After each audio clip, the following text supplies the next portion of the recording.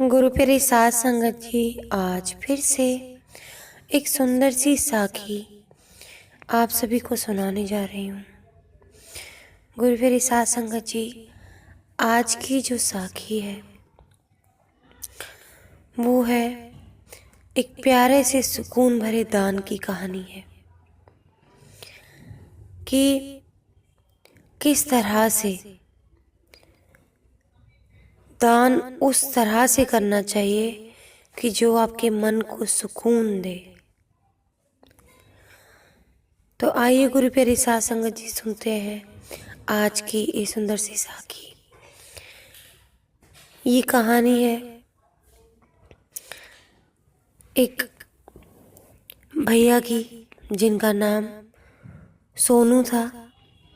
शहर की सबसे बड़ी दुकान थी जिसके पास में ब्रेड पकौड़े और समोसे उसके बहुत मशहूर थे। तो सोनू भैया जो थे वो उस दुकान पर जाते हैं क्योंकि उनके दोस्त ने कहा था कि इस दुकान पर बहुत स्वादिष्ट समोसे मिलते हैं। तूने आज तक ऐसे समोसे खाए ही नहीं होंगे, मेरे को खा के तो मज़ा आ गया, तू जाकर देखना, वहाँ के समोसे ज़रूर खाना। तो गुरु प्यारी साध संगत जी, सोनू जब ऑफिस से निकल रहे थे सोनू भैया, तो 7 बज चुके थे और सोचा उन्होंने कि आज तो सबसे पहले उसी दुकान पे जाके समोसे खाऊंगा और घर बाद में जाऊंगा। मगर जैसे ही दुकान के बाहर गाड़ी खड़ी करी और अंदर जाने को उनकी इच्छा हुई तो एक नन्हे से हाथों ने उन्हें छुआ और उनका ध्यान आकर्षित करने की कोशिश की। जैसे ही उन्होंने देखा कि एक छोटी सी बच्ची 5 से 6 साल के बीच की थी, उन्होंने सोनू भैया को रोक के कहा, क्या आप भी यहाँ समोसा और पकौड़ा खाने आए हैं? सोनू भैया ने कहा, हाँ हाँ, मगर तुम ऐसा क्यों पूछ रही हो? क्या यहाँ अच्छे नहीं मिलते? उसने बड़ी मासूमियत से कहा कि मिलते हैं ना, बहुत अच्छे मिलते हैं, पर आप मत जाओ उन्हें खाने।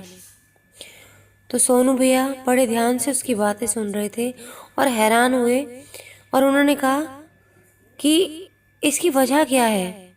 वो बोली, अंकल ये दुकान वाले भैया ना मुझे और मेरे छोटे भाई को हर रात बचे हुए समोसे पकौड़े दे देते हैं, उससे हमारा पूरे दिन का खाली पेट भर जाता है। आज भी बहुत कम पकौड़े बचे हैं, कल तो सब खत्म हो गए थे, इसलिए हमें मिले नहीं तो हमें भूखे ही सोना पड़ा। मैं तो भूखी सो जाती हूँ अंकल, पर मेरा जो छोटा भाई है ना वो रोता रहता है। और ये कह के वो रो पड़ी। उस बच्ची की आंखों में आंसू देख के सोनू रो पड़ा।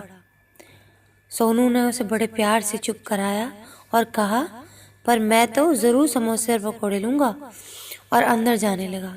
यह देखकर वो बच्ची परेशान हो गई। उसकी आंखों में आंसू न बाहर आ रहे थे और न ही अंदर रुक पा रहे थे। उसको लगा कि आज भी शायद मुझे भूखा सोना पड़ेगा। मैंने इनसे रिक्वेस्ट की, प्रार्थना की अंकल ने, पर मेरी बात नहीं सुनी।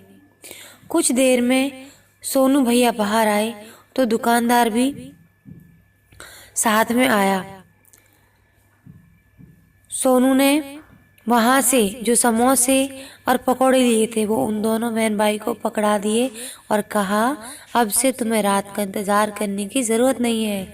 मैंने आपके इस दुकान वाले भैया से बात कर ली है, अब से ये तुम्हें समय पर रोज़ तुम्हारे समोसे और पकौड़े दे दिया करेंगे। कहकर सोनू भीगी आंखें लिए बाहर आ गया।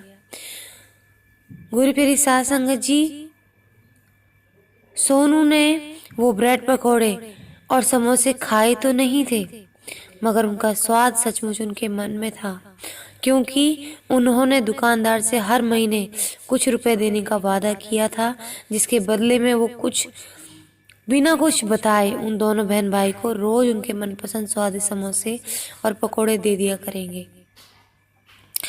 गुरु प्यारी साध संगत जी, कुछ काम ऐसे होने चाहिए जिसे करने से आपको और आपके मन को सुकून मिले। आज की भाग दौड़ भरी दुनिया में सब कुछ मिल जाता है, पर सुकून नहीं मिलता। जिसको पैसा मिल जाता है उसको भी सुकून नहीं मिलता। जिसको सब कुछ मिल जाता है, चाहे वो पार्टनर हो चाहे बच्चा हो, सब कुछ मिलने के बाद में भी सुकून नहीं मिलता। हमें अपने जीवन में ज़रूर ऐसा कुछ ना कुछ करना चाहिए जिससे सुकून मिले। और ये सुकून किसी का भला करने से, किसी की मदद करने से ही मिलता है, अच्छे काम करने से मिलता है। क्योंकि अच्छे कामों के साथ बदले में दुआएं छुपी होती हैं, और दुआएं आप खरीद नहीं सकते, कमा नहीं सकते। दुआएं तो आपके भले कर्मों में आपको मुफ्त में ही मिल जाती हैं। उसके लिए आपको कुछ मेहनत करनी ही नहीं पड़ती है। तो गुरुप्रिय साध संगत जी, अपने सुकून के लिए कुछ ना कुछ ज़रूर करें, अच्छे काम करें, अपने बच्चों को भी सिखाएं। अब जो समय आने वाला है, फिर से ऐसा लग रहा है जैसे मुसीबत का समय सबके ऊपर आने वाला है। तो सब लोग थोड़ा थोड़ा करके एक दूसरे की मदद करने की कोशिश करें।